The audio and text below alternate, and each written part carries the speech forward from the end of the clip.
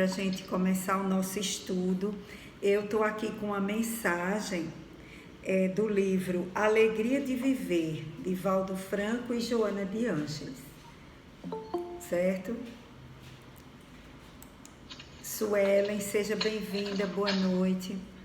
Eu vou ler uma mensagem intitulada, que é muito bom para nós aqui, Momento de Avaliação, certo?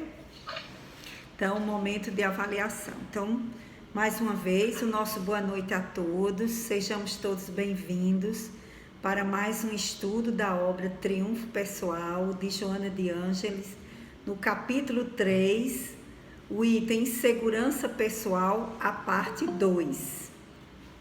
Então, nós vamos começar. Jailma, boa noite, seja bem-vinda. Então, nós vamos ler a mensagem do livro Alegria de Viver, pelo Espírito Joana de Ângeles, psicografia de Divaldo Franco. Momento de avaliação. Espíritos em processo... Só um minutinho aqui. Zilmar, boa noite, seja bem-vinda.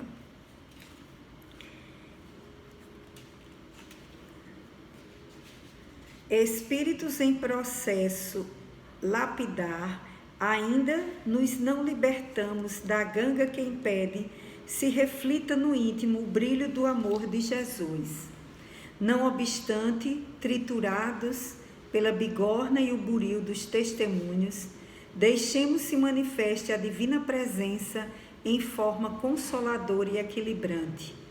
Uma avaliação sensata far-nos-á descobrir onde e por que nos equivocamos, como e para que nos poderemos reabilitar, avançando com segurança no rumo do objetivo final. Hora de balanço é hora séria. Proponhamos-nos a pausa da reflexão com a coragem de nos despirmos perante a consciência, como se a desencarnação nos houvesse surpreendido e nos não fosse possível omitir, escamotear ou fugir a responsabilidade que adquirimos perante a vida em face da dádiva da reencarnação. Experiência que passa em seja lição que permanece, e de aprendizado em aprendizado, o relógio da eternidade nos propiciará o crescimento no rumo de Deus e na aquisição da virtude e da paz. A mensagem é maior, eu li só um trecho. E ela fala o tempo todo sobre essa necessidade que nós temos de, vez por outra, pararmos para fazer a avaliação em nossas vidas.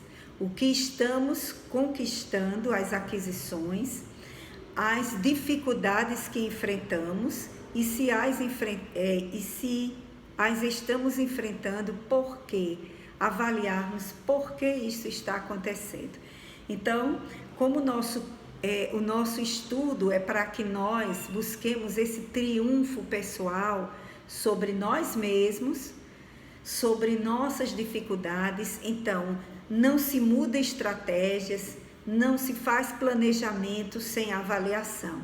Então, para que mudemos nossas estratégias na construção da nossa paz íntima, não é? É preciso um planejamento, uma avaliação para que a gente possa ir descobrindo a cada dia, a cada etapa, em que é que a gente precisa, o que é que essa fase da nossa vida está nos pedindo como mudanças, como processos avaliativos, como forma de crescimento espiritual. Então, após essa leitura, eu vou pedir para a Soraya, que eu estou com saudade da fala dela, eu vou pedir para a Soraya fazer a prece, tá certo, Soraya? Certo. Pois não, minha amiga, pode fazer a prece. Então, nesse momento nós possamos acerenar nossas emoções, acalmarmos a nossa mente,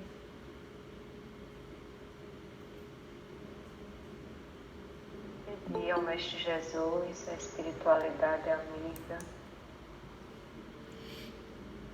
nos inspire, nos ilumine, nos oriente ambiente nesta noite de reflexões, de aprendizado,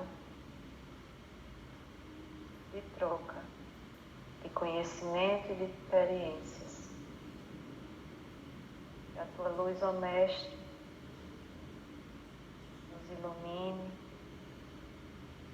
socorro, paz, facilitadora das reflexões desta noite.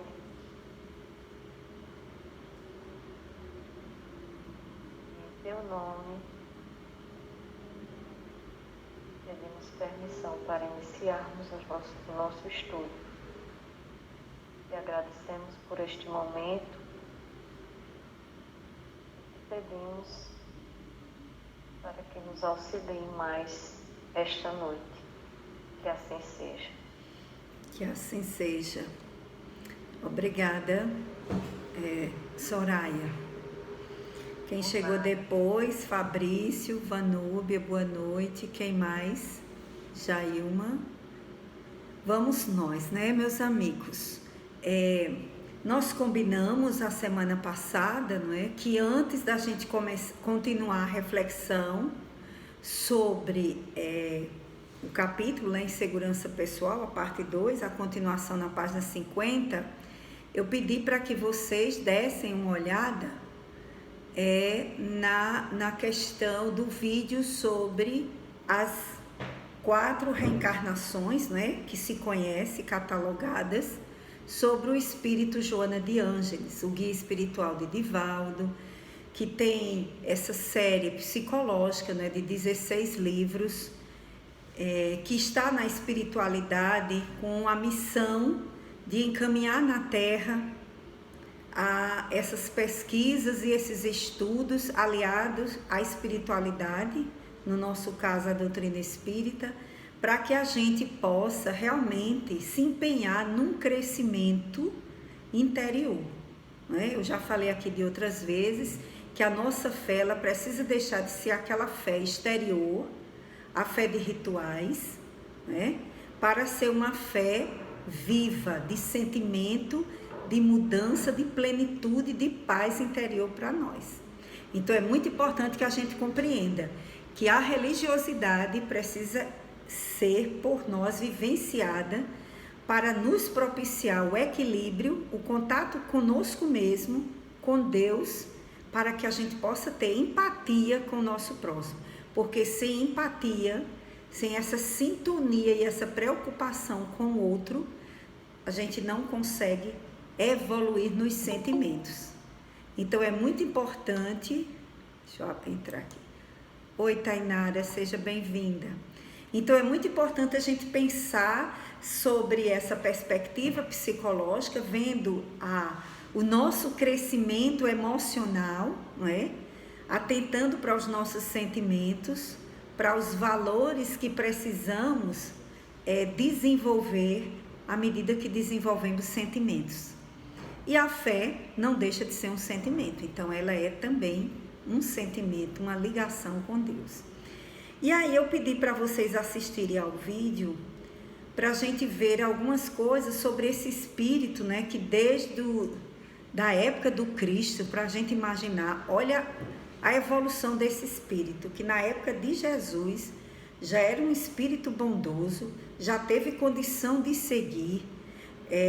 Vocês lembram que ela está entre aquelas mulheres que acompanharam Jesus ao Calvário, as 3 mulheres que acompanharam Jesus durante todo o Calvário, o percurso e o Calvário, não é? Que foi visitar o túmulo de Jesus no domingo de Páscoa e chega lá, ela está naquele grupo das 3 mulheres que não encontram Jesus. Madalena, porque vai de madrugada, ainda consegue ver o túmulo vazio, mas conversa com Jesus, ela vê Jesus. E Joana de Cusa está entre as outras mulheres que chegam lá no túmulo e o túmulo está aberto e Jesus já não está mais lá. Então você imagina esse espírito, né, Joana de Cusa, que era a esposa, né, do intendente de Roma. Ela já vai assistir, vestida praticamente de escrava, vai assistir as orientações do Cristo, se torna cristã na sua vida secreta, vai procurar Jesus e Jesus diz que ela não deveria abandonar o marido. Porque, segundo a gente sabe, ela devia, né? Ela tinha um karma com aquele marido. Na vida anterior, ela tinha o feito sofrer e ela reencarna para saldar essa dívida com ele, certo? Então, ele era um homem muito rude, um homem que não respeitava o lar, não respeitava como mulher. E ela sofre muito, é uma relação conjugal muito conflitante. E ela estava disposta a seguir Jesus. Jesus disse, não, agora não, Joana. Continue no seu lar, continue seguindo a sua vida. Quando chegar a hora certa, você vai seguir. Quem conta isso não é Humberto de Campos no livro Boa Nova. Então, aí o que a gente vê que acontece com esse espírito já, não é, dedicado a Jesus, que vai dar o testemunho, vai morrer, não é, como a gente viu, a morte, não é? Ela decide que não vai negar Jesus e quem não negasse, a sentença era a morte. E ela morre queimada junto a um filho, vocês viram lá a história, não é? Chega a ser assustador para a gente, mas aí a gente vê a grandeza e a força da fé desse espírito, não é? Porque o filho pedindo para ela renegar o Cristo, ela disse, não, meu filho, ele morreu na cruz por todos nós para trazer a grande mensagem e nós não vamos fazer isso, nós vamos dar a vida a ele. E a gente sabe, né, depois que esse filho, eu achava no início, há uns 20 anos atrás, quando eu soube dessa história, ninguém nunca falava nisso, mas eu achava que era Divaldo Franco, o filho dela. Mas, na verdade, não foi Divaldo que morreu queimado. Divaldo era, sim, filho dela, ela tinha 2 filhos, Divaldo e Nilson, os 2 que dirigem a mansão, né? E Nilson era o filho mais novo, que morreu queimado, revoltado. E segundo eles contam que até nessa encarnação, Nilson ainda tinha medo, muito medo de fogo. Um verdadeiro trauma. E aí a gente vê Joana trazendo esses 2 filhos de volta nessa encarnação, para trabalharem junto. Os espíritos dizem que ela fez uma versão bem miniaturizada do que seria a mansão que ela habita no plano espiritual. É uma coisa assim, é uma ideia que ela quis materializar. Não é igual, claro que não, nem poderia, por conta das próprias condições materiais do planeta que nós vivemos. Mas a gente percebe, quem conhece aquela instituição fica impressionado. Ai, Jesus, só um minuto, gente, para eu colocar essa pessoa aqui. Erlane, seja bem-vinda, minha flor. Então, a gente, quem conhece a Mansão do Caminho, se vocês não tiveram a oportunidade de conhecer, programe aí para depois da pandemia, um período aí, porque vale a pena a gente conhecer o funcionamento de uma instituição que atende a mais de 3.600 crianças, jovens e adultos, adolescentes por dia. Então é uma coisa fantástica, você gasta mais de 2 horas para conhecer, você gasta mais de 2 horas dentro da instituição para você conhecer. Então é um mundo de assistência social, como é que se mantém uma coisa daquela. Eu fiquei impressionada, você vê a quantidade de crianças, a creche, né? Mais de 40 crianças tomando banho de sol, tudo naqueles bebê conforto, aquelas cadeirinhas. Gente, eu botei para chorar, eu não sabia mais o que fizesse. Era tanta criança, a coisa mais linda do mundo.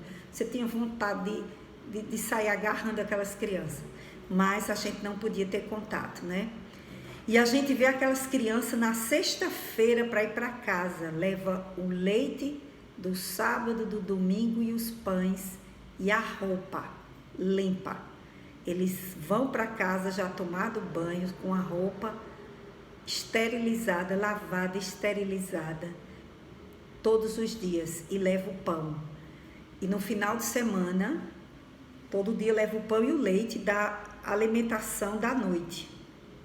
E de manhã eles já estão lá. E levam a alimentação do final de semana. Isso não existe não, minha gente. É uma coisa para cinema. Não tem estado, país mais evoluído que faça o que se faz ali. É uma coisa fantástica. Então, Joana consegue trazer esses 2 filhos de volta, para resgatarem essa dívida de amor com Cristo e servirem. E a gente vê essa missão grandiosa de Divaldo, né? Que é uma coisa impressionante o que este homem fez e ainda faz, né? Então, a vida de Joana de Cusa é essa vida em que ela já, no século I da era cristã, já dá a sua vida. E segundo as mensagens do plano espiritual, os espíritos que, durante aquela época dos 300 anos em que o cristianismo, para ser realmente estabelecido na Terra, teve que contar com o sangue, com a dor, com a vida de muitos cristãos, né? Eles contam que os espíritos que conseguiram isto, seja bem-vindo, Inês, eles já conquistaram luz na alma muito grande. É como se eles tivessem dado um passo evolutivo muito grande na ascensão espiritual. Então, vocês imaginem o que esta mulher, já tendo a coragem de enfrentar, né, na época, toda uma situação dessa religiosa difícil, e ela consegue já fazer esse compromisso. Bom, resumindo, né? Mas eu gostaria de contar com a colaboração de vocês, porque Joana, a gente já vê desde lá da primeira encarnação, que a gente sabe que ela já, para fazer um estágio daquele, já tem que ser um espírito que já está em condição, não é, de compreender as verdades do Cristo e de testemunhar, porque teve gente que compreendeu, mas não conseguiu testemunhar, não é? Ela não só compreendeu, ela testemunhou. Então a gente vai ver a fidelidade dela nessas 4 reencarnações ao pensamento do Cristo. E antes de passar a palavra para que vocês completem, eu vou começar com essa, depois alguém aí vai falar das outras. Eu vou pedir a ajuda de vocês. Nós vamos ver que no Evangelho segundo o Espiritismo nós temos 2 mensagens do Espírito, intitulado Um Espírito Amigo, que foi assim que desde 1949 que ela se apresentou a Divaldo, dizendo só... Meu mouse hoje não está me atendendo, acho que eu botei ele aqui em cima, aqui é melhor. Boa noite. Quem chegou agora foi, deixa-me ver. Ai, me perdi. Virgínia. Boa noite, Virgínia. Então, seja bem-vinda. Então, ela se apresenta a Divaldo com o nome de um espírito amigo, certo? E Divaldo achou aquilo, meu Deus do céu, espírito amigo? Não tem nem nome esse espírito para ser meu guia. Ele esperava um nome bem mais chique, né? Depois que ela diz Joana, ele também acha um nome tão simples, né? Joana. E só depois de muito tempo é que ele vai saber quem foi esse espírito de Skol, né? Que a gente está conhecendo já. Então, no Evangelho segundo o Espiritismo, nós vamos encontrar no capítulo Bem-aventurados mansos e pacíficos, o capítulo 9, a mensagem A Paciência. Olha que coisa linda, aquela mensagem fabulosa é de Joana, está intitulado Um Espírito Amigo. E no capítulo 18, no item 15, no capítulo Dar-se-á aquele que tem, no item Dar-se-á aquele que tem, é do capítulo Muitos os chamados e poucos escolhidos. Então são essas 2 mensagens que ela dá sua contribuição na codificação. Então, vocês imaginam, os espíritos que foram chamados a dar mensagem na codificação são espíritos de Skol, certo?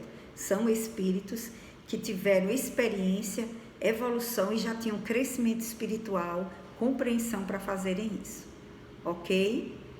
Então,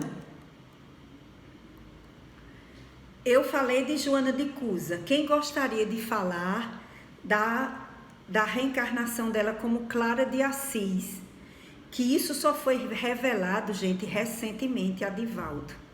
Ela só autorizou recentemente, eu acho que isso não tem nem 10 anos, que foi feita essa revelação de que ela também foi Santa Clara. César Braga Saída, em seu livro Joana e Jesus, uma história de amor, já revela, com autorização de Divaldo, nesse livro, que ela foi também Clara de Assis, a nossa querida Santa Clara, né? Quem é que não ora para Santa Clara? Santa Clara, para mim, é a santa que me atende nos desesperos. Quando você diz assim: Santa Clara, clareai a minha mente, para que a gente, quando a gente está numa dúvida atroz, não é? Porque até Francisco de Assis pedia conselho a ela. Por aí vocês imaginem. Então, ela é um espírito que também pode nos ajudar na hora da nossa insegurança. Então, quem gostaria de falar de Clara de Assis? Alguém gostaria? Quem assistiu e gostou, viu alguma coisa que lhe chamou a atenção, gostariam de comentar, de falar agora? Ninguém? Bom, então a gente continua, né? Clara de Assis, ela reencarna em 1192, não é? Na época contemporânea justamente com Francisco de Assis, é o século XIII. Ela, juntamente com Francisco, né? Ela é da nobreza e logo cedo, um espírito muito caridoso, quando vê Francisco com a sua missão, não é? De ajudar, de se desprender, de ter abandonado toda a riqueza para ir cuidar, não é? dos pobres, numa vida humilde, numa vida completamente desprovida, não é? De recursos materiais.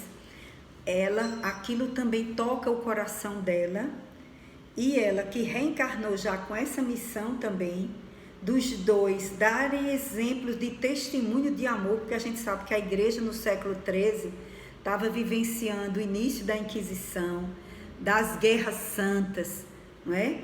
Então, inclusive Francisco vai para a guerra e volta antes, porque ele não aguenta, não é? Ele adoece, ele passa mal. Então, a missão deles é trazer a vivência do amor. Olha que coisa linda. A vivência do amor, porque a religião tinha se transformado em exterioridade, em poder, em ganância, e a igreja vivia a ostentação, né? Então, eles vêm trazer uma lição de quê? De amor, de desprendimento, do que significa realmente servir a Deus, que a gente serve a Deus quando a gente serve ao nosso próximo, né? Regilane, boa noite, seja bem-vinda também. Então, servir a Deus na medida em que nós servimos ao outro, porque a religião tinha se distanciado do outro, era a religiosidade de exterioridade, né? De viver para fora, e não era a religiosidade de transformação. Então, Clara recebe a missão, e a gente vai saber que ela, na época que foi Joana de Cusa, conviveu com João, não é? O apóstolo João, e ela vai, o próprio Francisco de Assis é o apóstolo João que reencarna. Olha que coisa fantástica, né? Eles juntos para nos trazerem a grande lição do amor, da religiosidade verdadeira. Então, a missão dela é muito bonita. Ela funda, né, a Ordem das Clarissas. Ela se coloca como... Ela era da nobreza, né? E quando ela abandona tudo, vocês imaginem, uma menina inteligente, bonita, da nobreza, naquela época. Inclusive, a família vai atrás dela, depois que ela vai para a comunidade de Francisco de Assis, a família vai atrás, mas ela não volta. E a gente vê a grandiosidade desses espíritos, né? eu tive o privilégio e a oportunidade de conhecer, não é, a cidade de Assis. Fomos lá conhecer e assim foi muito chocante para mim ver a igreja de Santa Clara, a igreja de Francisco de Assis. É uma coisa assim fenomenal, né? Foram momentos assim inesquecíveis devido à nossa ligação com essas almas, né? Eu acredito que há uma ligação nossa com essas almas. Então, uma coisa assim foi surpreendente, sabe? No túmulo de Santa Clara, eu senti um cheiro de lírio. Eu não tenho mediunidade de sentir cheiro, nunca tive, mas nesse dia, esse fenômeno aconteceu. Foi uma coisa assim fabulosa. Foi muito, assim, emocionante o que eu senti na igreja de Santa Clara, na igreja de Francisco. Foram assim momentos de revelação individual, contato assim muito forte, né? Inclusive na igreja de Francisco de Assis, eu tive uma visão, né? Assim, que fora de mim, que eu via minha casa e as imagens superpostas, a casa e um convento da Idade Média, com aquelas paredes bem claras, tudo aparecia na minha mente, a minha casa, uma luz muito grande, uma claridade de sol fantástica, como se eu estivesse em frente à minha casa e vendo as duas imagens. E a voz dizia assim: este é seu convento, cuide bem dele. Seu convento hoje é este. Se referindo ao meu lar, à minha família. Então eu achei isso assim muito, sabe, uma identificação muito grande, foi muito emocionante. E a gente sabe, não é, que nós que estamos na doutrina espírita, muitos de nós temos ligação com esses espíritos. E eu acho que não é à toa, né, que a gente se fascina assim para estudar Joana, mesmo sem saber muita coisa, mas a gente tem aquela curiosidade. Quando eu comecei a gostar das obras de Joana, eu não sabia ainda que ela era Santa Clara. E toda a vida a gente ora pelas duas, né? Eu digo, a coisa boa, então é uma só. Mentalizar em Joana e mentalizar em Santa Clara, maravilha, é uma só. Então, nós estamos na sintonia. Então, assim, a grande missão de Francisco de Assis e Santa Clara é de trazer o cristianismo primitivo, aquele cristianismo lá do início que Jesus trouxe, de cuidar dos sofredores, de vivermos pensando no outro, de não levarmos a nossa vida achando que a gente está aqui só para cuidar da gente e da nossa família. É muito mais do que isso, não é? Então, ficam aí algumas observações, não é? Claro que isso tem muita coisa, senão a gente também não vai dar tempo de fazer o nosso estudo que eu pretendo terminar hoje. Não sei como, mas vamos tentar. Alguém gostaria de acrescentar mais alguma coisa sobre a reencarnação de Joana, esse espírito enquanto Clara? Veja a ligação com Jesus, veja a sintonia do Evangelho, veja esse espírito forte, né, de testemunho. E aí a gente vai ter no México, em 1651, não é? A 1695, Juana Inés de la Cruz, né? A Juana é em espanhol, né? Mas é Joana para nós, né? Então vejam até o nome dela, Joana de Cusa, não é? Só Clara, que a gente vai ver, não é? Que o nome é diferente, mas aí a gente vê a predominância de Joana, não é? E aí o que é que acontece? Esse espírito reencarna para desenvolver e para aumentar a sabedoria. Veja, já é um espírito que tem amorosidade, vai para o convento novamente, porque na época dela as mulheres só podiam estudar se tivesse no convento. E como ela se alfabetizou sozinha aos 4 anos, aos 6 anos você imagine que esse espírito já fazia poesias. Aos 13 anos ela já estava na corte discutindo e apresentando conhecimentos. Então vocês vejam que é um espírito de um conhecimento já, que já vem num conhecimento das ciências humanas, de tudo, muito desenvolvido. Então, ela vai, o nome dela, não é? É Juana Inés de Asbarre e Ramírez de Santillana, o nome espanhol. Quando ela entra, não é, para as Carmelitas, é que ela assume o nome, né, de Soro. Depois ela vai seguir, que as Carmelitas é um rigor muito grande, né, um desprendimento muito grande, é só trabalho e oração. E ela, como espírito que reencarnou para desenvolver mais o conhecimento, então ela vai para a Ordem das Jerônimas, que é uma ordem que permite que as freiras estudem. Então ela vai seguir com o nome Juana Inés de la Cruz, não é? Soro Juana Inés de la Cruz. Ela é conhecida como a monja da biblioteca. Sim, antes dela ser monja, não é?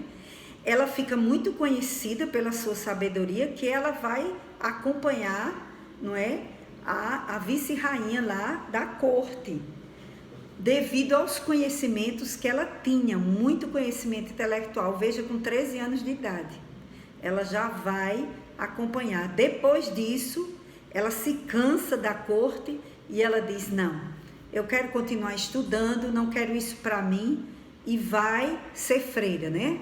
E aí é quando ela vai para o convento. E lá ela passa a ser conhecida como a monja da biblioteca. Para vocês terem ideia, a biblioteca que ela tinha no convento tinha mais de 40 mil títulos. O que é que vocês acham? A mulher sabia de tudo que vocês possam imaginar, de ciência, de leis, de línguas, certo? Então ela fazia peças, fazia poesia, tudo encomendada. E é por isso que em 2016, né, vocês viram que tem na Netflix a série, não é? Juana Inés, criada por Patrícia Jordan, baseada na vida dela. Gente, ali não é a vida completa dela, é baseado na vida dela, não é? Inclusive, como ela fazia poesias encomendadas, as pessoas achavam que ela era homossexual. Então foram perguntar para ela. Divaldo foi perguntar para Joana, né, se ela tinha sido homossexual, já que ele não sabia disso, desses relatos, e a série mostra. Ela disse, não teria problema nenhum se eu tivesse sido. Qual seria o problema? Só que eu não fui. Só isso. Então, cada um, claro que cada diretor dá a sua versão, e fizeram isso também em função das poesias que ela fazia encomendadas. Então, como eram poesias amorosas, deduziam que elas estavam fazendo para a rainha. Bom, mas isso é o de menos importância, porque a gente sabe que não é o gênero que define a evolução espiritual, é a nossa conduta que fazemos com o gênero que assumimos aqui na Terra. Bom, então aí ficam algumas observações dessa monja que cuidou de muitas... que cuidou das irmãs quando apareceu, né, lá uma peste, né, uma doença, e ela cuidou de todas e no final ela morre, né? E por último, aqui no Brasil, em 1761, nasce, assumindo novamente a igreja. Ela vai justamente seguir a linha, né, dos franciscanos, das Clarissas, e assume com o nome Joana Angélica de Jesus, que é aquela personagem que a gente conhece da história, que no período ainda não era a independência do Brasil, não é? Ela, como líder do convento, ela faleceu aos 60 anos como religiosa, porque os soldados portugueses, que eram contrários à independência, queriam invadir o convento. E ela sabia, né, que aquela invasão não era quando os soldados inimigos invadiam o convento, era para abusar das freiras. Então, ela, sabendo disso, vai à frente e manda todas que elas pudessem fugir, não é? Pelas passagens secretas que todos os conventos tinham, já sabia por conta disso. E ela vai justamente dar a sua vida em defesa daquelas jovens. Ela insiste que eles não vão entrar, fica ganhando tempo ali, insistindo, não é? Na porta do convento, até que o soldado lá, representante, se irrita e ameaça. Aí ela diz, só se passarem por cima do meu cadáver. Isso já tinha dado tempo e ela realmente salva as companheiras, que eram espíritos que tinham reencarnado e que ela ajudava muito, porque naquela época as pessoas iam para o convento, gente, não era muitas vezes porque queria, não. Era porque engravidava e a família mandava, era porque era uma pessoa mais rebelde e a família não gostava. Então eles mandavam para o convento por punição. Então muitas delas estavam nesses conventos assim. E os conventos cuidavam muito de criança, porque as crianças que eram abandonadas eram colocadas, não é? Naquela roda que eles chamavam, né? Que botavam de noite, de madrugada, e aquelas crianças eram adotadas e criadas pelas freiras. Então era uma vida em que elas eram abandonadas do mundo à força e tinham aquela vida religiosa, e ela consolava muito essas pessoas. Era um espírito que conseguiu fazer com que muitas almas se elevassem por aquela vida de renúncia e de sacrifício. Então é um espírito realmente de escola, ela dá a vida, não é? Antes mesmo da independência, mais ou menos em fevereiro, acho que, se eu não me engano, é no mês de fevereiro a morte dela. E a independência é em setembro. Então é um espírito de escola que vem trazer para a gente muitas reflexões sobre o que ela se preocupa no plano espiritual. Então ela está numa falange de espíritos que se preocupam com o crescimento espiritual nosso dentro da religião. Então por isso ela nos traz essa série psicológica. Alguém gostaria de acrescentar alguma coisa? Antes da gente ir para outro item, vocês gostaram? Dê pelo menos um legalzinho. Assistiram? Diga aí, manda. Digam aí para mim se vocês gostaram. É impressionante, né? A gente fica assim, maravilhado, né? Com a história dela, com a grandiosidade intelectual desse espírito, a grandiosidade amorosa, né? A grandiosidade de dedicação a Jesus que ela tem nessas várias vidas, certo? E está previsto para ela voltar, né, gente? Ela vai reencarnar no Brasil novamente, né? Em 2025, ela disse a Divaldo, né, que vai estar voltando, e Francisco de Assis volta na Europa, né? Ele volta a reencarnar numa missão grandiosa nessa fase da regeneração. Divanício quer dizer alguma coisa para a gente? Me salve aí para ver se alguém fala hoje. Não, assim, eu fiquei muito reflexivo, né? Não tenho nem palavras, porque assim, é uma história muito bonita, muito bacana. Você colocou aí a história do Divaldo Franco, lá onde ele tem a casa, a mansão. A mansão, né? A forma como foi projetado e tudo isso. Nossa, é uma coisa muito interessante isso, né? Desde Joana de Cusa e todo esse trajeto dela, né? Um espírito de sabedoria, de conhecimentos, né? Isso. A gente sente isso pelos livros que a gente lê, né? Assim, que não é um linguajar assim, do senso comum, entendeu? É um linguajar que tem um peso, né? Que é denso, assim, que você tem que estar lendo, principalmente sai fora, você foca de novo aqui, né? Para ver e tal. De vez em quando vendo no Google as palavras que às vezes a gente não está acostumado, né? Então, assim, eu não estou falando, eu fico só assim, nossa, o que é isso? E você lembrou aí uma coisa interessante, né? Que eu não tinha falado ainda, mas que vocês viram lá no vídeo. É a questão que muita gente diz, Joana é muito difícil, mas na verdade Joana é um espírito de muita intelectualidade. Então ela não fala como a gente está falando aqui, eu estou esmiuçando, né? E para isso eu leio quantas mil vezes, só Deus sabe, né? Então, e a gente tem um conhecimento, até pela minha formação de leitura textual, que nos ajuda a olhar o texto, na perspectiva de interpretação, né? Isso me ajuda pela minha formação acadêmica.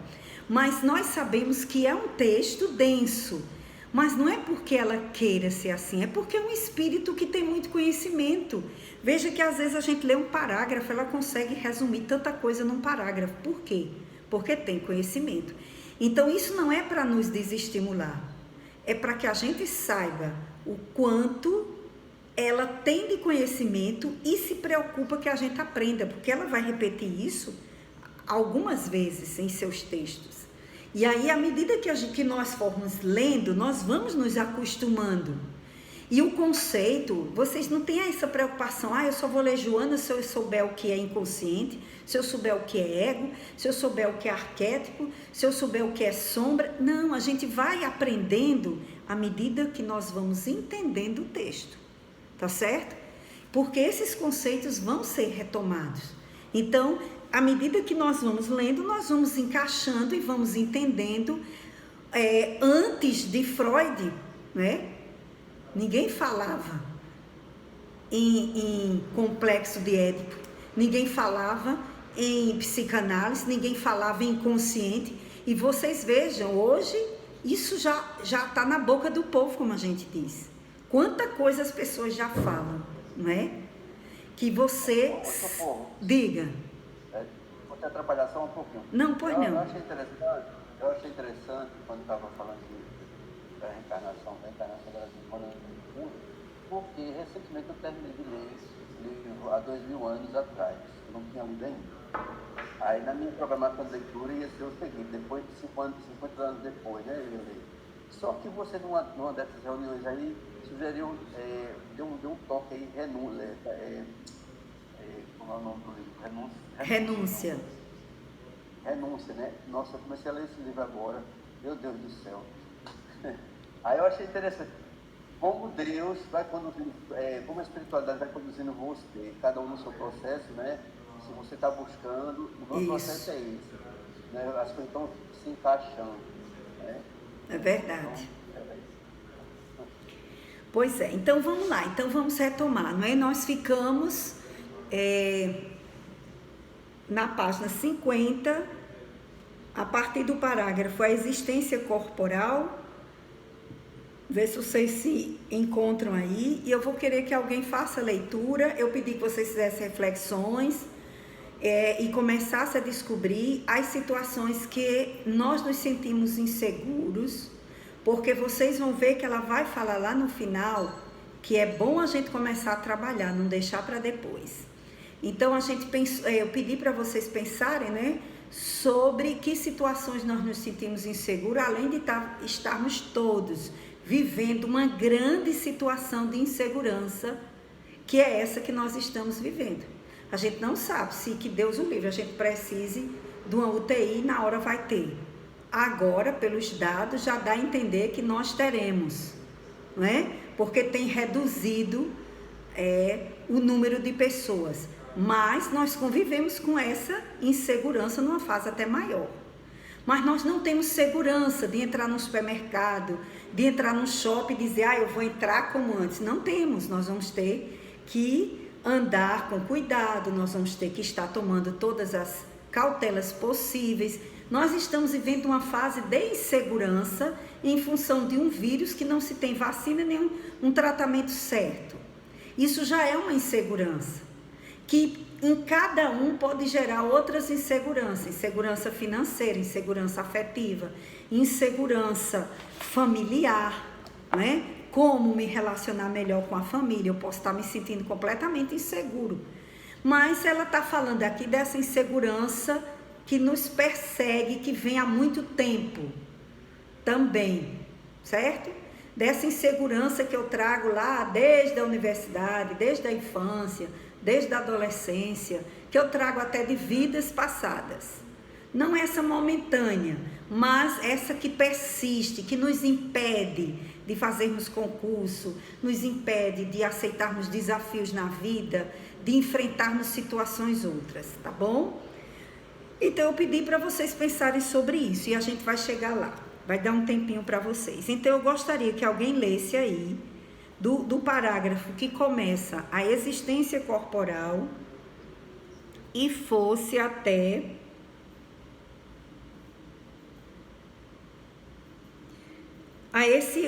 ao terceiro parágrafo. Então, começa esse sendo o primeiro, a existência corporal, até uma saudável empatia, terminando em cumpre superar. Quem poderia ler, por favor?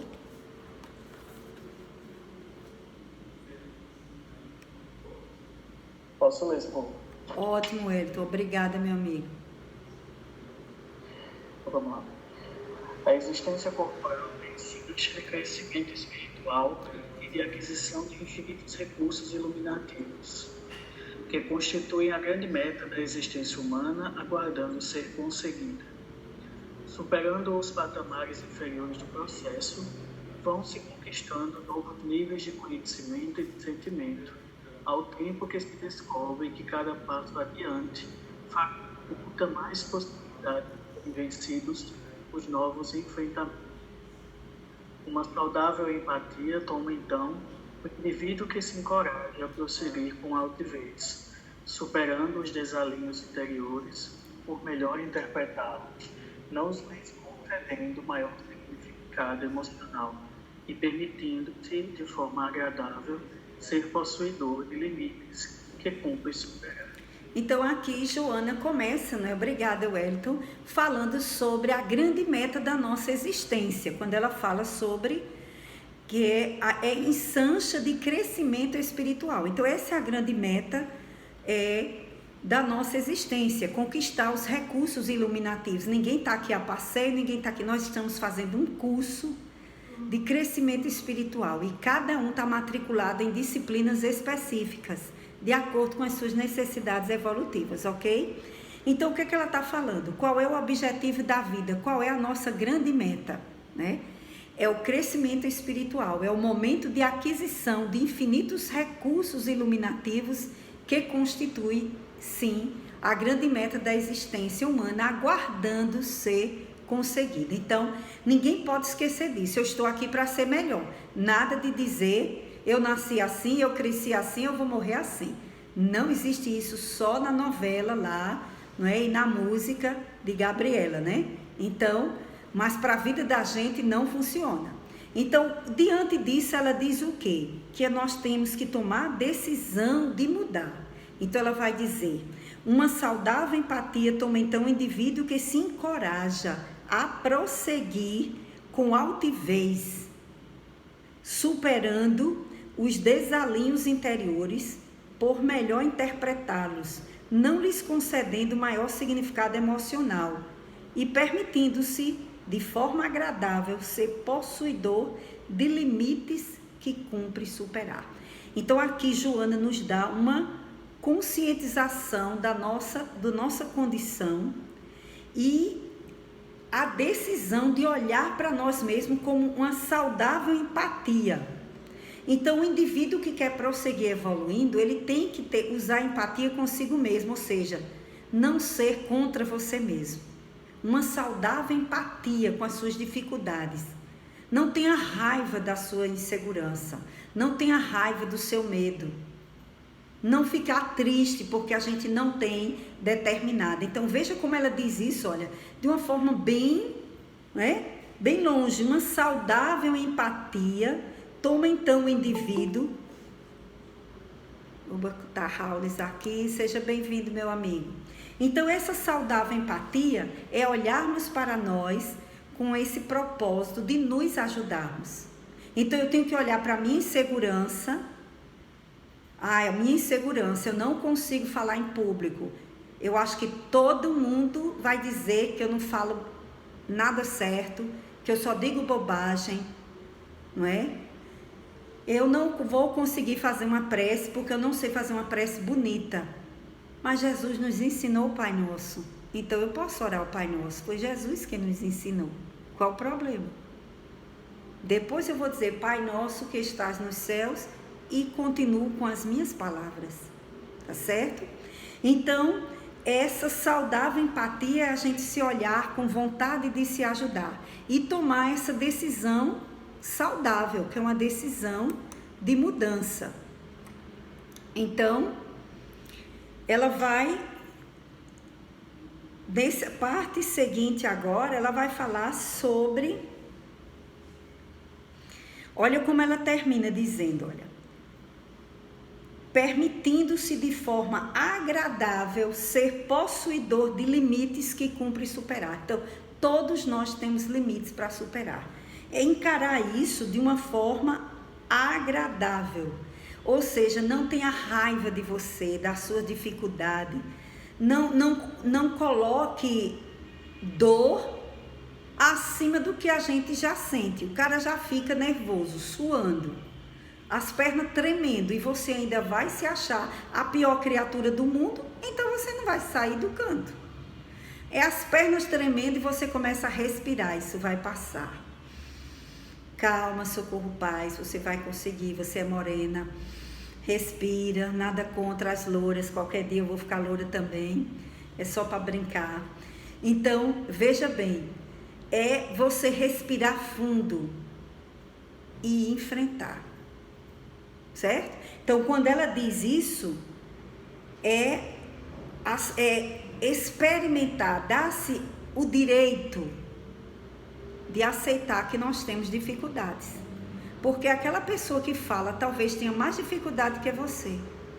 Mas por que será que ela está falando? Por outros motivos. Mas não quer dizer que ela sabe mais do que você. Não quer dizer que ela é melhor do que você. Então nós sempre olhamos para baixo. Então por isso que na insegurança tem muita autodepreciação. A pessoa fica achando que não é capaz. E é bom analisar isso, certo? Que cada um, enfrentando a dificuldade, supera. E aí Joana vai dizer, a insegurança pessoal desse modo remanesce de vivências atuais, certo?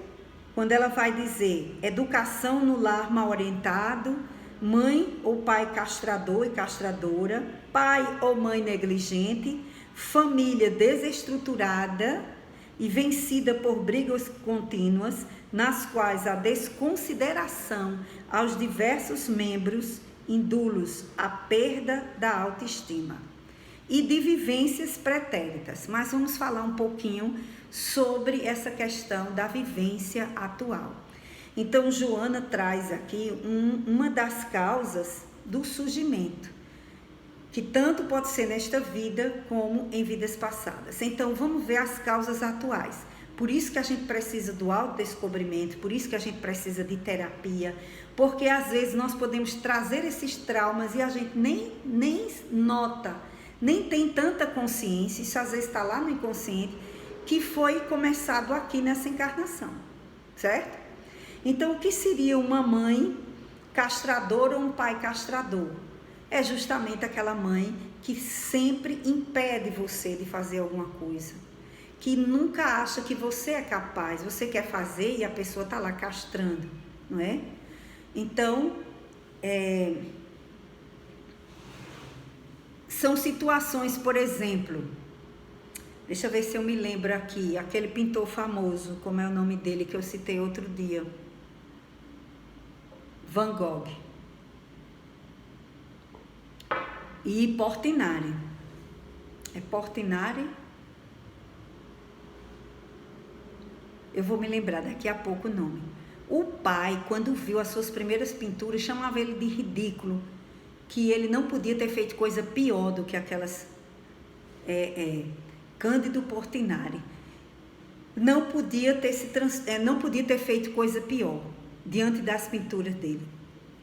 E aí, quando ele vai receber uma homenagem aos 60 anos, e ele se lembra disso, ele lembra desse fato, e ele diz: quando meu pai dizia que minhas pinturas não valiam nada, eu queria apenas só pintar, eu não queria elogios, eu queria apenas só pintar, mas o tempo me deu condições de pintar e eu me tornei Cândido Portinari. Aliás, Pablo Picasso, perdão, porque Picasso é que fazia aqueles desenhos bem excêntricos, diferentes, perdão minha gente, Pablo Picasso. Então vocês vejam, essa figura desse pai é um pai castrador, é um pai que não dá chance o outro a ser quem ele é, certo? Além de não querer que ele fizesse, ainda dizia que ele era o pior. Então essa é uma postura do pai ou da mãe castrador, é aquele que não confia em você, que não deixa você fazer porque acha que você não sabe, que você não consegue, que você não tem condição. Ah, você não consegue fazer isso não, você não tem capacidade para isso não. Então é tirar. Então você pode desenvolver na infância uma insegurança muito grande de ter escutado tanto aquilo que você não era capaz. Você não era capaz de fazer, você não era capaz de dirigir, você não era capaz de pintar, você não era capaz disso. Isso pode gerar um trauma, certo? Pela negligência é o contrário. O negligente nem observa, nem estimula, abandona. Então, é aquele pai ou aquela mãe que também não ajuda o filho a estimulá-lo. Ele é negligente, ele não vê as possibilidades, ele não estimula a criança a superar os desafios, os medos, tá certo? Sim, gente, alguém tá lembrando aí, muito bem, o filme Irmão Sol, Irmã Lua, que conta a história de Francisco de Assis e Clara, é belíssimo. Então é bom mesmo alguém se lembrar de colocar aí no grupo. Tem alguém pedindo aí no chat. Então, voltando aqui para a ideia, tanto a castração como a negligência no lar também gera insegurança, porque você nunca foi estimulado, ninguém nunca elogiou nada, ninguém nunca disse nada, ninguém nunca estimulou você, então você pode ficar inseguro. E, por outro lado, um lar também onde há muitas brigas e muitas agressões. Olha a responsabilidade nossa, de nossos lares, né? Família desestruturada e vencida por brigas contínuas, nas quais a desconsideração aos diversos membros conduz, não é, a cada uma a perda de autoestima. E se eu não tenho autoestima, então eu sou inseguro. Eu não sei o que é que eu tenho. Eu não conheço meus valores. Eu não tenho confiança, né? Então, uma criança que passa por situações de grosseria, de críticas, né? De discriminação, de violência verbal, de preconceito, essa criança vai crescer achando o quê? Que todo mundo é assim e que ela não tem valor. Então, isso é constrangedor a gente saber. Que claro que nenhum pai, nenhuma mãe, minha gente, vai ser perfeito, né? Todos nós estamos num planeta de provas e expiações. A gente vai ter o pai e a mãe que precisamos para superarmos nossas dificuldades.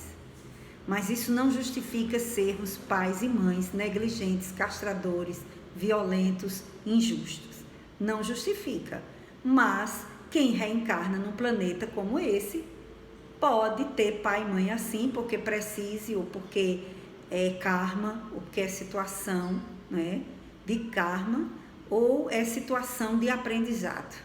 Ou outros pedem como provação para dar exemplo à família e serem espíritos resignados dentro de um ambiente hostil, para dar exemplo e fazer até com que aqueles espíritos evoluam. Isso também pode acontecer. Ninguém pode dizer que todo mundo que tem um pai e a mãe assim é porque merecia, porque foi um pai e mãe péssimo noutra vida. Pode ser, mas não é regra geral. Então, se nós temos os pais que precisamos para a gente evoluir, por isso que ninguém pode parar nos traumas nem nos conflitos. Nós devemos procurar, a partir do momento que a nossa vida caminha e que a gente sabe que tem essas necessidades, nós devemos procurar superar os conflitos, superá-los, né? Com perdão, com aprendizado, com tanta coisa que a gente pode conseguir crescer nessa perspectiva. Então, esses seriam os desta vida. E aí eu me lembrei da questão que tem no Livro dos Espíritos, a questão 582, que Kardec pergunta aos espíritos: pode-se considerar a paternidade uma missão? Paternidade ou maternidade? E os espíritos disseram: sem dúvida, é uma missão. É ao mesmo tempo um dever muito grande que envolve mais do que o homem. Pensa que eu... Perdão, gente. Tá faltando uma palavra aqui. Deixa eu ver se eu retomo. Sem dúvida, é uma missão. É ao mesmo tempo um dever muito grande que envolve mais do que o homem pensa. A sua responsabilidade quanto ao futuro, a sua responsabilidade quanto ao futuro.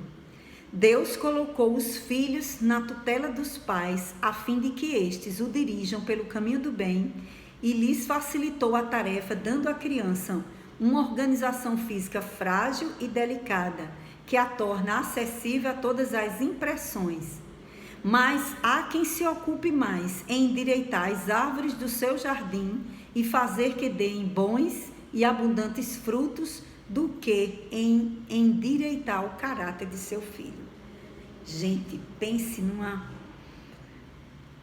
numa resposta fortíssima, porque olha a comparação que os espíritos dão. Tem gente mais preocupada em endireitar as plantas dos jardins. E olhe que hoje a gente tem os animaizinhos de estimação, nós temos os empregos, as festas, as férias, não é? Tem tanta coisa a mais para a gente. Ele está falando em planta por leveza, não é? Mas a gente entende. É a cacetada que está sendo dada aqui na consciência de cada um de nós. Que nós nos preocupamos com tudo, menos com a educação dos filhos. Menos em tornar um lar melhor, mais agradável. Em evitar brigas, em evitar confusões, em evitar tantas outras coisas. Nós não pensamos que aquele ser, das palavras que a gente está dizendo, da nossa omissão, da nossa indiferença, os dramas que nós poderemos estar gerando, porque eles já trazem também um passado. Então, eles não são só o que está chegando agora para nós. Eles têm toda uma bagagem. Olha as impressões, a teoria das impressões, que nós imprimimos. Isso é uma teoria recente, que se estuda dentro da psicologia, né? As crianças, nós imprimimos neles a forma de pensar, de sentir, de agir. E olha o que ele diz, que Deus nos dá à criança uma organização física frágil e delicada que a torna acessível a todas as impressões. Então a criança vai aprender, ela vai imprimir nela, né? Ela vai aprender tudo pelo que ela está olhando e observando e vendo. A criança aprende por imitação, certo? E a gente vê que os animais irracionais, que a gente chama de irracionais, mas eles não têm a razão como nós, mas eles têm inteligência, eles também imitam, eles também veem e aprendem. Só que a criança, o cérebro do ser humano, é muito mais habilidoso nisso, é muito mais. Vocês lembram aquelas crianças que no início do século XIX encontraram, que foram criadas por lobas na Índia, 2 meninas que foram encontradas numa tribo? Elas não andavam, certo? Elas andavam como nós, elas caminhavam de 4 como as lobas, repetiam todos os uivos, certo? Elas não falavam, certo? Elas não choravam. E quando os cientistas, toda a equipe que foram estudar essas crianças, que passaram a conviver com elas, foi difícil elas aprenderem a andar. Elas aprenderam só 50 palavras. Elas não sabiam rir e não sabiam chorar. E o máximo de palavras que elas aprenderam foram 50. A idade máxima que uma chegou foi 6 anos e a outra 5. Então essas crianças foram estudadas e foi visto isso, que a linguagem, hoje já se sabe, os estudos da linguística e da linguagem, da neurolinguística, que a linguagem você aprende com o outro, com o contato. Foi feita pesquisa com crianças numa tribo em que os adultos não falam com crianças. E eles observaram que as crianças depois aprendiam a falar. E eles ficavam intrigados. Como é que elas aprenderam a falar se ninguém na tribo direcionava para elas a palavra? Como a gente, né? Papá, mamã, desde cedo, ensinando tudo, não é? Elas aprenderam a falar olhando a boca, o movimento dos adultos e o som. E elas mesmas repetiam sem estímulo nenhum. Então vocês vejam, tudo que a criança aprende é por impressão. A televisão, os ambientes, o que ela frequenta, a pessoa que cuida dela, as pessoas que cuidam, os ambientes que ela... Gente, tudo ali, ó, é um mundo de impressão, de aprendizado. Então hoje a gente já sabe disso e nós vamos repetir isso até sem querer. Quando a gente olha, está repetindo as mesmas ações do pai e da mãe que a gente detestava, do avô, da avó, quando a gente olha, está fazendo. Porque você imprimiu isso, foi para o inconsciente. E se isso não for trabalhado, a gente vai repetir. As gerações vão mudar à medida que nós mudarmos os conceitos, as reflexões. Nós vamos possibilitando ficar nesse inconsciente coletivo social e isso vai sendo retomado e nós vamos mudando. A evolução se dá assim, num conjunto. Aquilo que nós aprendermos agora, nesse século, vai ser aprendizado e construção para as próximas gerações. Nós já vamos ter isso como uma bagagem de conhecimento e de experiência. Então, ninguém evolui sozinho. Então, as crianças que foram criadas em lugares presas, elas também têm limitação vocabular, elas têm limitação de aprendizado. As crianças que foram criadas separadas em situações de prisão, certo? Elas também, os estudos provam que elas não têm o mesmo desenvolvimento que outras têm. Então a gente já sabe de tudo isso e nós devemos valorizar o nosso lar. Então nós devemos valorizar o nosso lar, já que a paternidade e a maternidade é uma missão. Então nós devemos levar coisas boas para o lar, devemos proporcionar o evangelho no lar, conversas saudáveis, né? Evitar as agressões, não deixe as agressões verbais. Tem gente que fica vendo a agressão do outro, dizer tudo. Essa semana uma pessoa me falou isso. Um irmão agredindo a irmã com toda a ênfase do mundo no grupo da família e nenhum dos outros irmãos disseram nada no grupo para fazer aquele irmão parar, para defender a irmã. E isso é doloroso. Não é para a gente deixar isso acontecer. Não deixa a intriga aumentar. Não deixa a briga acontecer. É nossa tarefa sermos bombeiros aonde estivermos. Apagar o fogo da discórdia, da desunião, da indiferença. Ajudar a família a um se preocupar com o outro. Tem família que um irmão não se preocupa com o sobrinho. Ah, não é meu filho? Tô nem aí. Não se preocupa com a tia, não, só me preocupo com minha mãe, eu só dou conta da minha mãe. E tem uns que não dão conta nem da mãe. O pior é isso, né? O pior é isso. Então, vocês vejam, nós precisamos nos sentir responsáveis pela convivência saudável do ambiente onde estivermos. Nós somos responsáveis. Não deixar a intriga acontecer, não deixar a maledicência. Não é a gente ser santo, não, que a gente também vai falar. Quando a gente olha, mas se o grupo tem esse acordo, quando eu começar a falar, o outro vai dizer, eita, socorro, peraí, ó o nosso acordo. Aqui ninguém fala um do outro. Aqui um irmão não fala do outro. A gente está aqui para ajudar. Digamos que a regra seja essa. Então, são coisas que esse exemplo pode ajudar muito. Meu filho, um irmão agredindo o outro e a mãe não dizer nada. Ah, eles que se resolvam. Eu já vi cenas desse tipo. Ah, eles que se resolvam. Não, gente. Peraí, calma.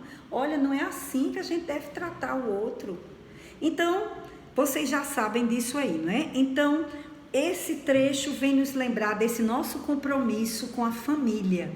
Que não só é com o filho, né, gente? É com a família, com o grupo familiar.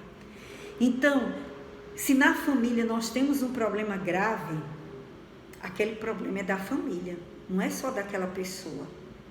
É nosso. Por que eu estou reencarnado nesse grupo que tem esse problema, que esse problema se repete? É porque a gente precisa aprender essa lição. Então, o outro item das vivências pretéritas, nos quais ela diz, a conduta malsã foi caracterizada, foi feita no passado, né? Foi característica predominante do ego que experienciou abuso do poder, do prazer e do dever, deixando resquícios de culpa esculpido no inconsciente. Então, a pessoa que reencarna, aquela criança que é insegura demais desde cedo, com 1 ano e pouco, você já sabe, é uma criança que não quer tomar decisão. Ela tem medo. É a consciência de culpa muito grande. Eu já convivi com criança assim. Não sabe qual é a roupa que quer vestir. Mãe, escolha minha roupa. Mãe, faça isso. Eu. Vá você. Olhe lá, vamos ver qual é o melhor? Eu já percebia. Vamos lá fazer isso? Vamos lá fazer tal coisa? Quando você já percebe e tem condição, né? Porque aí a tarefa dos pais é perceber as dificuldades, né? Então você ajuda, você não assume e toma frente, você vai. Já outro tem independência demais, se a gente não tiver cuidado, quer mandar na família todinha, né? Então você vai também reduzindo, vai estudando o temperamento e vai trabalhando. Essa é a nossa função. Educar é isso, é tirar de dentro, é olhar o que o Espírito traz para que eu possa ajudá-lo a não ser, digamos, se ele demonstra uma tendência muito a ser violento, como é que eu vou diminuir essa violência dele? Certo? Ele não vai quebrar os troços, mas eu vou ter que matricular numa escola de artes marciais, logo cedo, para ele colocar aquela energia de uma forma direcionada, com princípios, e não ele sair quebrando tudo e eu também batendo, quebrando em cima dele. Não resolve. Então, há inseguranças que vêm do abuso do poder, do abuso do prazer, por isso que a pessoa tem medo, a pessoa que abusou muito da sexualidade. Ele pode reencarnar muito inseguro, porque já tem a consciência de culpa, dos erros, então vai ficar com maior medo no relacionamento afetivo. Vai ficar inseguro, ele traiu tanto que nessa vida não vai confiar em ninguém, porque ele fez isso muito. Vocês estão entendendo? Então, às vezes, a insegurança é muito forte porque vem da consciência de culpa. Daí a gente vai precisar terapia, evangelho, reflexão, meditar muito, e às vezes a pessoa vai passar uma encarnação inteira tentando conscientemente trabalhar, certo? E Joana vai dizer que isso é reflexo da consciência de culpa. E quem de nós atire a primeira pedra, né? Quem de nós não tem esses deslizes do passado? E aí, né? Jesus já disse, atire a primeira pedra quem não tiver nada. Então, não é para a gente estar olhando nos outros, é para a gente estar olhando na gente e pensando como é que a gente vai se separar. Ressumando dos dramas angustiantes que o comportamento anterior produziu em outras existências que ficaram estioladas. Ou seja, perdeu a encarnação, a consciência ficou estiolada, outras pessoas sofreram, né? E o que é que acontece? O juiz interior, que é a nossa consciência, estabeleceu a necessidade do resgate dos crimes, apresentando-se na atualidade como uma espada de Damocles oscilante. Alguém foi procurar? Alguém viu lá no vídeo? A espada de Damocles, gente, é uma lenda que surgiu desde de Dionísio, o grande tirano, né? E Dionísio, conta-se que ele tinha um amigo, né? O Damocles era amigo dele e era um sujeito que gostava muito, era um cortesão, certo? Bastante bajulador da corte de Dionísio. E o bajulador, você sabe como é, né? Ele elogia, mas ele também quer, não é? Usufruir do direito do outro, da vida do outro. E aí ele dizia que Dionísio era um grande homem, verdadeiramente afortunado, porque ele tinha tudo o que ele queria. Ele tinha as mulheres que ele queria, ele comia, né, em porcelanas de ouro, de prata, em tudo, todo luxo da época que era possível para um rei, né? E aí ele disse, como ele falava muito sobre isso, Dionísio, que tinha um pavio meio curto também, um dia se zangou, né? E aí ele disse, tá bom, eu vou trocar meu lugar com você por um dia. Por um dia você vai sentir o gosto, né, de toda essa sorte que você disse que eu tenho. Então você vai ser servido em ouro e prata, você vai ter as moças, as garotas mais extraordinárias e belas, e vai ser servido com as melhores comidas. E aí, no meio do luxo todo, quando ele estava lá todo animado, aí Dionísio manda pendurar uma espada acima da cabeça dele por um fio de cabelo, de pelo de cavalo. Quando ele vê a espada balançando lá, que poderia qualquer hora cair na cabeça dele, ele desiste. Não quero mais. E aí essa lenda, né, que ninguém sabe se isso foi real, isso se conta, né? Essa lenda ficou para dizer justamente às pessoas o perigo que é as pessoas que estão no poder.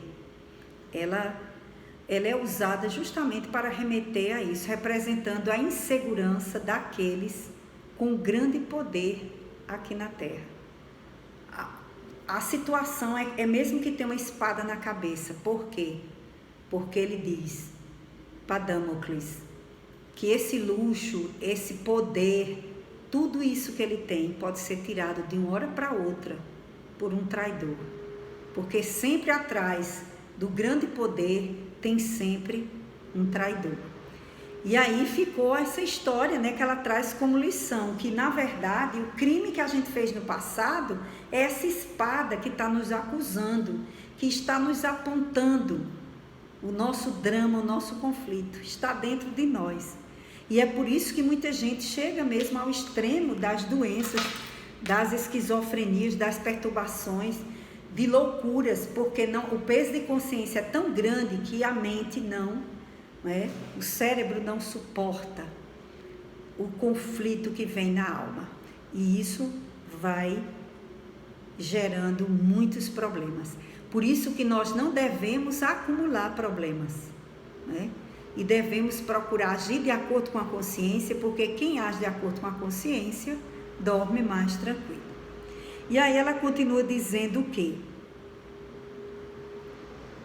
Diante de tal situação, quem gostaria de ler? Alguém gostaria de ler esse parágrafo? Esses dois parágrafos, pode ler os dois. Diante de tal situação, cabe ao paciente, alguém? Vou continuar lendo, se for. Pois não. Diante de tal situação, cabe ao paciente uma análise honesta da sua realidade atual e da sua conduta contemporânea, avaliando os recursos que possui, sem autorrecriminação e nem autopunição, passando a vivenciar experiências possíveis de serem completadas, ampliando o seu raio de ação moral e emocional, através de cujas contínuas vitórias possa adquirir autoconfiança e autovalorização, não se compadecendo do conflito estranhado nos painéis do inconsciente, irá substituindo-o pela alegria de poder percorrer novos caminhos, conviver com diferentes pessoas e situações de maneira agradável e compensadora. O eminente Dr. Milton Erickson proporia certamente em problemática dessa natureza a afectação pelo consciente dos valores positivos, ampliando-os, assim ajudando a trabalhar as incertezas, valores negativos, por meio da confiança em si mesmo, de pequenas doses, até alcançar o nível do bem-estar. Essa mudança de conduta mental auxiliaria a conduta de natureza emocional, que cederia lugar à alegria de viver intensamente, tornando o membro ativo e produtivo da sociedade onde se encontra. Pode continuar, terminar esse finalzinho aí. Tem problema não, pode terminar. Quanto mais alguém foge de um problema, mais difícil se torna equacioná-lo. A melhor maneira de o enfrentar começa no esforço para diminuir o conteúdo emocional perturbador, dele vendo, pelo contrário, a possibilidade de mais enriquecimento através de uma comunicação injuntiva em relação com a vida. O que constitui insegurança, incerteza fugente, cabe converter em experiência viva e significativa por meio do esforço para saber se em condições de triunfar, o que depende exclusivamente daquele que se empenha por conseguir.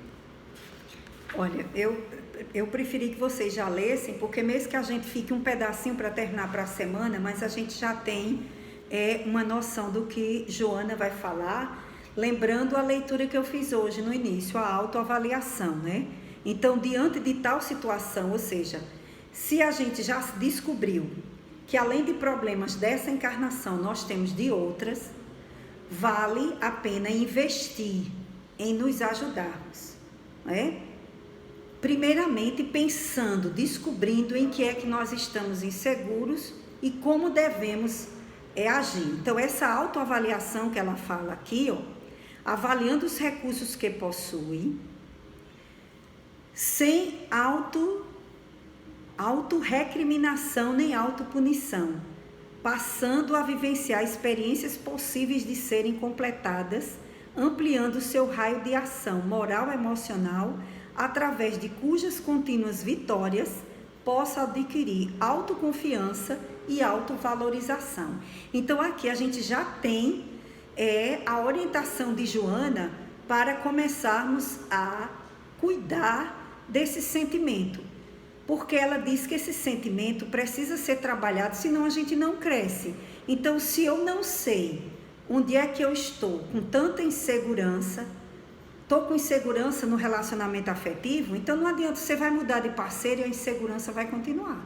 Enquanto você não resolver o conflito de ciúme, de insegurança em relação ao afeto do outro, a se doar e a receber, porque tem gente que acha que não tem também condição de dar, não, é inseguro. Não, ninguém vai gostar de mim. Ninguém vai gostar de mim porque isso, porque aquilo. Então, a partir dessa autoavaliação, vendo as nossas necessidades sem se recriminar, sem se punir, não é?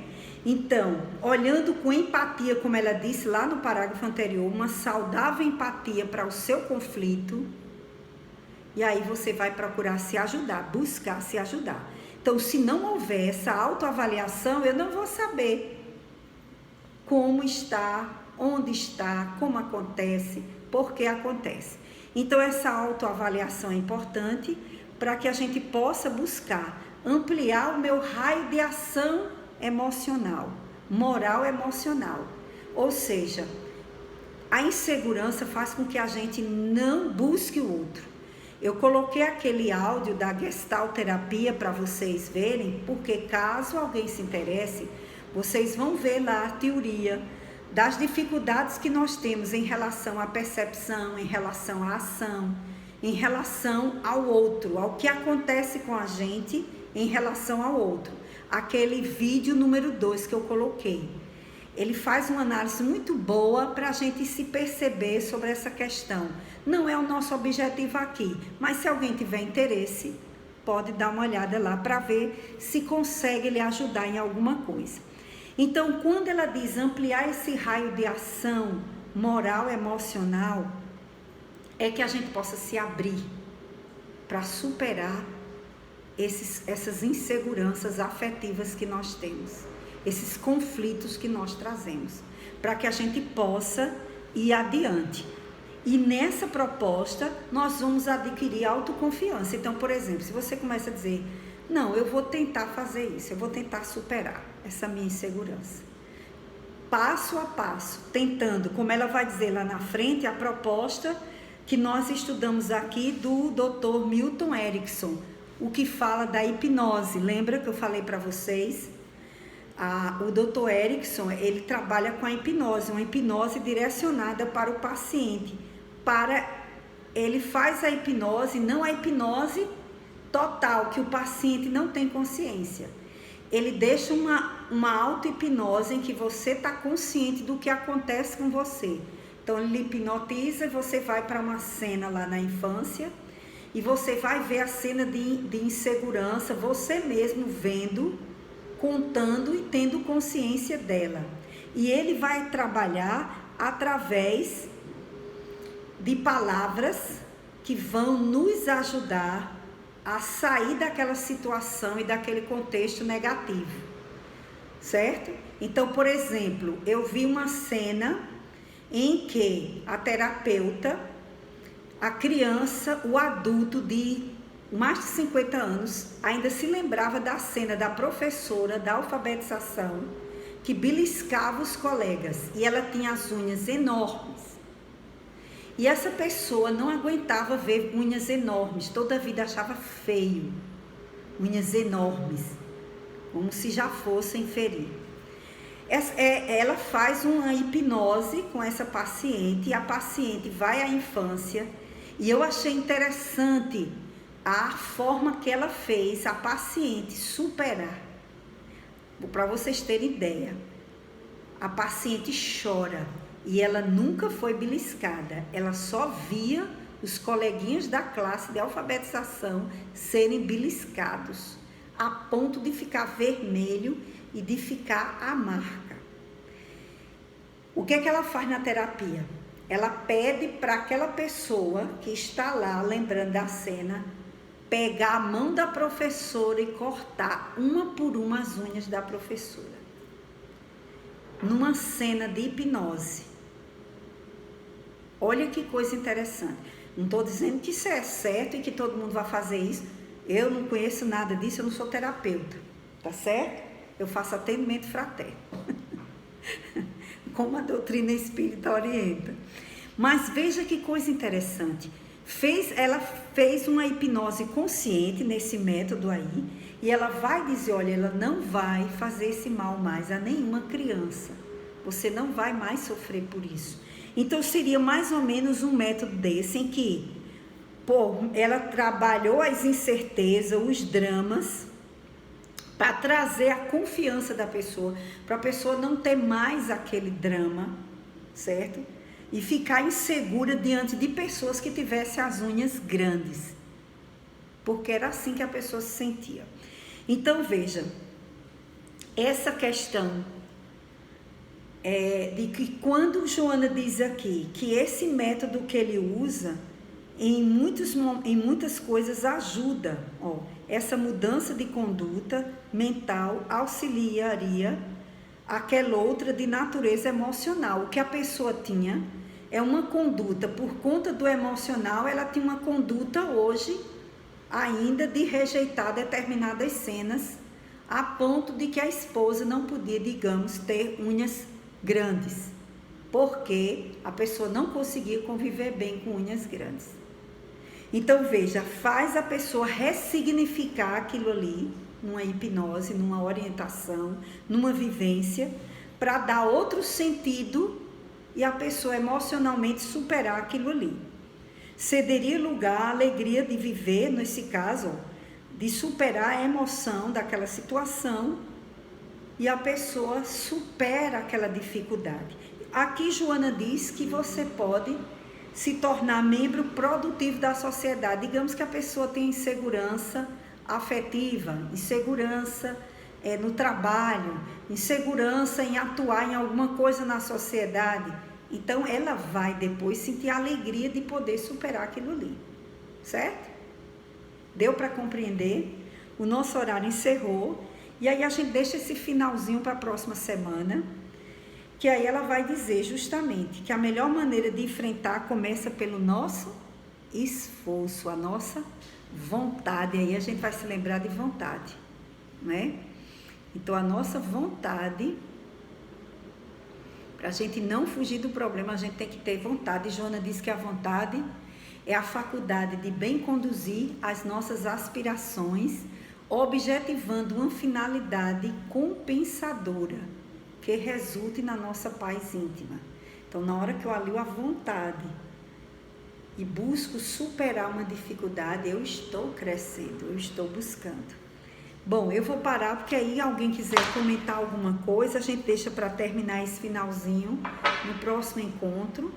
Só para finalizar mesmo, e a gente já começa o item desajustes internos.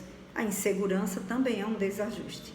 É só uma forma de continuar e de acrescentar. Eu gostaria de ouvir vocês. Eu achei interessante que ela, Joana de Ângeles, citou esse médico, né, psiquiatra que é Milton Erickson, né? Isso, Milton Erickson. É dos Estados Unidos e trabalhou a questão da terapia da familiar sistêmica. Como você bem falou, a questão da hipnose, né? E morreu em 80, eu estava vendo aqui.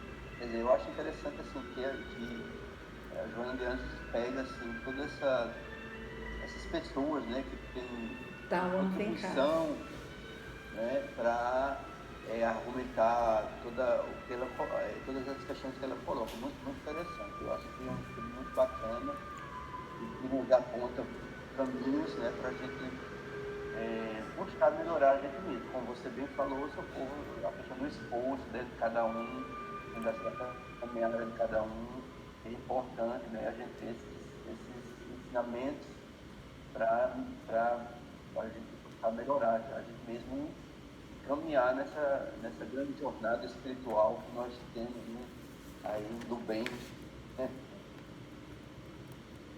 Isso. Muito bem, obrigada, Divanício. Quem mais gostaria? Eu gostaria de ouvir outras pessoas. Alguém gostaria de falar da sua insegurança? O que refletiu sobre a insegurança durante a semana? 5 minutos. Diga, Fabrício, pois não. Alô? Estou ouvindo, pode falar. Então, falando de terapia, né, para mim, esse curso tem servido um pouco nesse sentido, né, porque, que bom. Embora seja complicado, né, falar de coisas pessoais, né, que bom. Apesar de ser um meio espírito, de alguma forma, tudo isso que vem sendo discutido, sobretudo no dia de hoje, né, comunica muito com a minha história, né, então, assim, são coisas interessantes que eu acabo ouvindo, né, e vendo como eu já resolvi algumas delas, né, em relação a pai, mãe, forma como era tratado e como isso gerou de insegurança, mas também outras que ainda continuam, né, ainda precisando ser resolvidas, né, em relação a questões profissionais, talvez, né, em relação a questões afetivas. Então, estou aproveitando essa fala, né, para, além de agradecer pela oportunidade do curso, né, querendo ou não só expõe um olhar espírito, né, mas também nos ajuda bastante a pensar sobre nós mesmos, né, como também a compartilhar aqui, no caso, a minha experiência, né, em relação a isso. E no meu caso, além de influências de pessoas eventuais que surgiram na minha vida, né, o próprio espiritismo, que me ajudou a superar alguma dessas coisas, né, foi justamente ver o outro, né, no caso, o outro, entre familiares, né, o lado bom que eles têm, apesar dos defeitos que nós todos temos, né, a questão do perdão também, né, percebendo que todos nós somos falhos, então, se porventura meus pais falharam comigo, eu eventualmente também falharei, né, sendo pai, então é mais um testemunho aí de como refletir sobre isso é importante, né, e consequentemente a necessidade de aperfeiçoamento, né, que eu acho que, no meu caso em específico, pelo menos, esse curso te ajuda bastante. Acho que era só isso, obrigado. Ai, que bom, obrigada, Fabrício. Alguém mais? Bom, então pelo horário, meus amigos, mas se alguém quiser, eu ainda aguardo. Se alguém não puder, eu ainda aguardo. Se alguém quiser, a gente aguarda. Eu agradeço a vocês todos a presença. É muito importante ter a presença de vocês, é muito motivador para nós, não é? Fazermos esses estudos, é um desafio para mim, é um desafio. No início eu fiquei muito insegura, certo? Se eu daria conta, às vezes eu ainda tenho dúvida se eu estou dando e se dou, mas eu acho que a gente tem que aceitar os desafios, né? Para mim, fazer esse curso é um desafio. Tá aqui é superar a insegurança também, sabe? Porque tanto eu preciso dele, né, desse estudo, dessa reflexão, como é um desafio falar de uma obra tão complexa, de um estudo tão aprofundado, que são as obras de Joana. Mas eu acredito que a gente nunca deve ter a arrogância de dizer, eu vou fazer só quando eu estiver pronto, quando eu souber, porque aí a arrogância também entraria. Eu já sei, agora eu posso. Não, eu estou aqui para aprender. Se disser alguma coisa errada, a gente vai consertar. Se vocês notarem também alguma coisa, fique à vontade para falar. Nós estamos aqui aprendendo. Eu só preciso tentar ver se consigo mais a participação de vocês, porque meu defeito é falar muito, então eu tenho que ter cuidado com isso, né? Que deixar um espaço de tempo para vocês. Tenham paciência que eu estou treinando, gente. Tenham paciência comigo que eu estou treinando isso, sabe? Mas a gente chega lá. Então, eu agradeço mais uma vez por esse encontro. Fico feliz pela presença de todos e eu vou fazer uma prece bem rápida. Já devido ao horário, já são 9h10, né? Então, vamos agradecer, vamos fechar nossos olhos, elevar nossos sentimentos, nossos melhores sentimentos ao Mestre de todos os mestres, ao grande psicólogo da humanidade, que entende todas nossas dores e nossos conflitos, que sendo nosso irmão maior, o pastor de todos nós, ovelhas do rebanho planeta Terra, veio nos ensinar o caminho da libertação do sofrimento.